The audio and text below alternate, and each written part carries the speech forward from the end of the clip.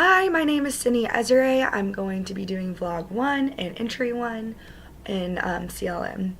So, one of the first questions that I saw was prior to starting class, when you heard clinical leadership and management as a career, what came to mind? And honestly, not much.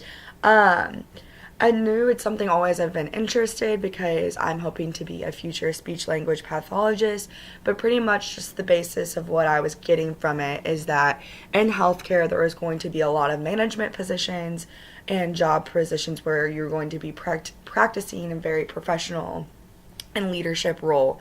And this can go from just being in management in general or such roles as a nurse to physicians to doctors.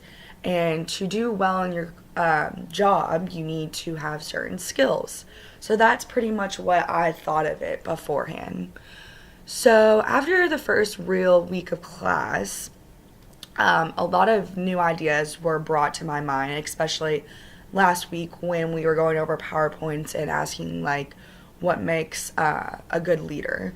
And I think it's really good that we went over this because you obviously had to think about it and you had to think, well, who have you worked with in a situation where you thought that? And people that I think that are good leaders have a number of things, such as they're respected, they're very professional, they're confident, they have good financial skills, they're very just aware of themselves and accountable. And throughout that PowerPoint, we just learned more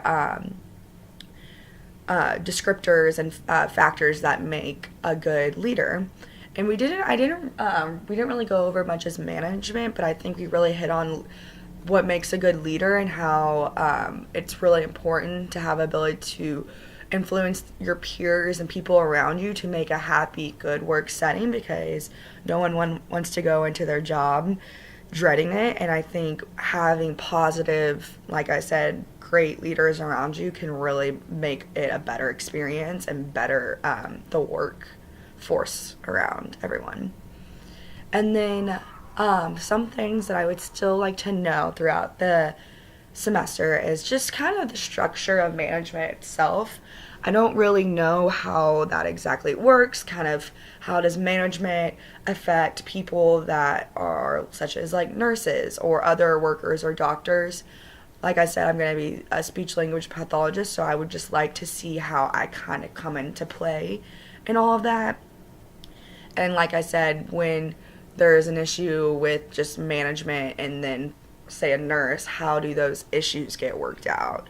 And again, I also would like to know more the roles of like what nurses and doctors have when certain issues come into play, and kind of what voice and impact they have when there's ethical issues going on or just issues going on throughout the hospital. So I just would like to know like the more correct structural terms of that. So, yep, that's the end of my first vlog. I hope you enjoyed it, and bye.